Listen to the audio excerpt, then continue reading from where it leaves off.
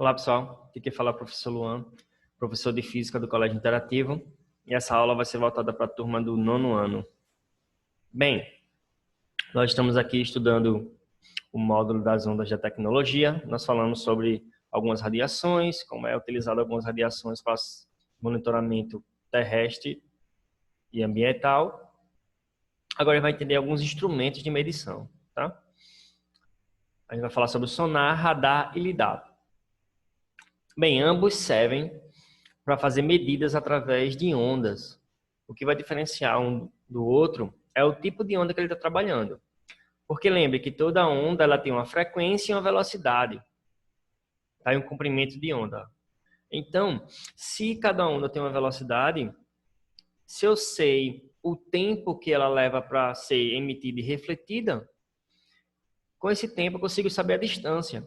E com essa distância eu consigo saber medidas e mapear coisas. Eu já comentei sobre isso. Qual vai ser a diferença? Bem, o sonar, como eu já disse, ele usa ondas mecânicas, ondas de som, tá? Ele emite ondas sonoras e pega a reflexão dessa onda para fazer lá o seu mapeamento. O radar, ele usa onda de rádio, tá? Ondas de frequências de luz não visível para a gente. E o lidar, ele usa radiação visível, tá? Ele usa o laser na luz visível para a gente, tá? É um feixe coerente de luz, os raios saem paralelos e a gente consegue fazer essa medida. Então, o que diferencia do outro é só o tipo de onda que ele vai usar, mas o princípio de funcionamento é o mesmo, tá? Então, aqui, ó, consigo mapear uma superfície sabendo o tempo que em cada ponto aqui da superfície a onda levou para refletir, né? Aí, marcando a distância, eu consigo fazer o desenho do relevo aqui de algumas situações específicas. E com isso, saber se é viável fazer certos tipos de agricultura, criar certas coisas, estrutura ambiental para você alterar, você pode registrar tudo isso aí e estudar, tá? Apenas usando as ondas aí, seja eletromagnéticas ou mecânicas, para fazer esse mapeamento. Tá? Uma curiosidade aqui interessante é que as micro-ondas elas conseguem atravessar as nuvens, tá? E assim mesmo dia nublado eu consigo fazer essa emissão aqui e refletir bem. Outras ondas não, a nuvem vai refletir, né? Eu não consigo ter um mapeamento perfeito. Então, alguns radares utilizam de micro-ondas aí para poder atravessar nuvens. Bem, sabendo esses métodos de medição e mapeamento, sabendo os tipos de onda que a gente pode usar, vamos entender um pouco sobre o GPS, tá? Tem a ver com o sistema de posicionamento global. Bem, como vocês sabem, nós temos satélites orbitando aí o nosso planeta, e esses satélites estão emitindo também radiação, tá? Seja em rádio, na frequência de rádio ou de micro-ondas. Lembre que eu falei que micro-ondas é nocivo, mas é óbvio que eles calculam o mínimo possível para não ser prejudicial à saúde humana, né? Então não pense que a galera está emitindo radiação aí por satélite e está prejudicando a gente, tá? A gente faz o cálculo para que essa energia não seja suficiente para ser prejudicial. Bem, então, todo celular, todo dispositivo móvel, na verdade, hoje em dia, já tem o seu GPS, né? Que marca a sua posição geográfica aqui no planeta. E como é que isso funciona? Bem, lembre, detecção e emissão de radiação. Tá? O seu aparelho ele manda sinais de rádio, tá? Que é captado por satélites. Só que se fosse só por um satélite, não tinha como saber de onde é que estava vindo essa emissão, tá? Seu celular aí você poderia estar em um monte de lugar ao mesmo tempo, se fosse captado só por um satélite. Então, eu tenho que receber posições tridimensionais ou quadridimensionais, tá?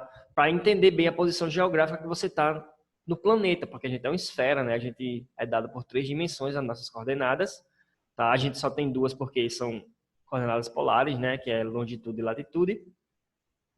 Mas entenda que a gente tem que emitir para pelo menos 4 satélites para saber a posição exata que você está.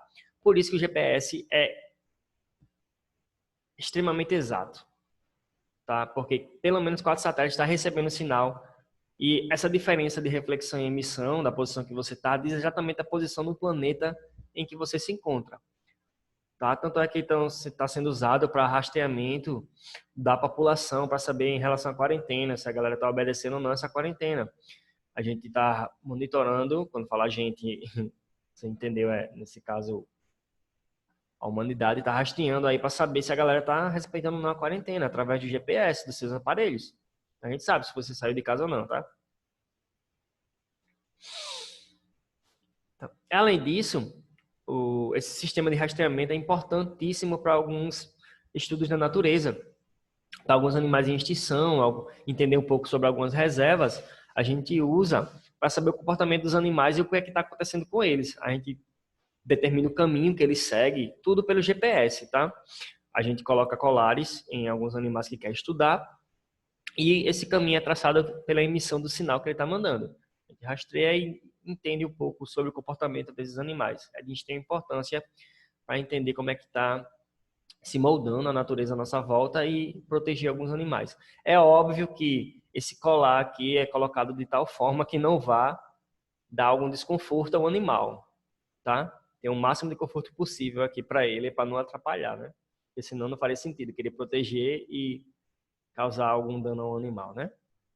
Temos aquele exemplo muito clássico aí que a gente usa muito aqui no Brasil, da onça pintada, tá? Um animal aí que sofre muita caça. E eu tenho aqui uma curiosidade para vocês, muito interessante. Carros, tempestades e o Big Bang. Qual a relação entre isso? Bem, existe um fenômeno aí nas ondas que é chamado efeito Doppler, que tem a ver com a alteração da frequência da onda, dependendo da posição relativa que ela está se aproximando ou afastando do observador. Isso é muito importante. O exemplo clássico do efeito Doppler é a sirene das ambulâncias e polícia, seja lá o que for que tem a sirene aí. Quando ele está se aproximando, você percebe e parece que o som fica mais fino, o som fica mais agudo. Quando ele se afasta, parece que o som fica mais grave, tá? Isso tem a ver apenas com essa relação de aproximar ou afastar do observador. Então, quando ele se aproxima, fica mais fino, a frequência aumenta. Quando ele se afasta, a frequência diminui, fica mais grosso o som. E esse é o efeito Doppler, porque é só uma percepção do observador, tá? Porque a frequência que está sendo emitida pela onda lá, no caso seria da sirene, seria a mesma. É só uma questão do observador. Então, olha que coisa interessante. Com essa relação do carro, a gente faz o sistema de radares para observar também a velocidade aí do pessoal no trânsito, tá? Se o cara se afasta muito mais do que o permitido lá no limite de velocidade, causa o efeito Doppler lá na radiação que está sendo emitida. Nesse caso, o micro-ondas, tá? do radar. E ele tira a foto, dispara o flash da foto para saber a placa do carro que ultrapassou essa velocidade. Só que esse efeito Doppler também acontece com qualquer tipo de radiação. Então a gente consegue monitorar também as massas de ar, corrente de ar, que coisa interessante, saber se está se afastando, se aproximando do observador lá, do radar, que está observando ele.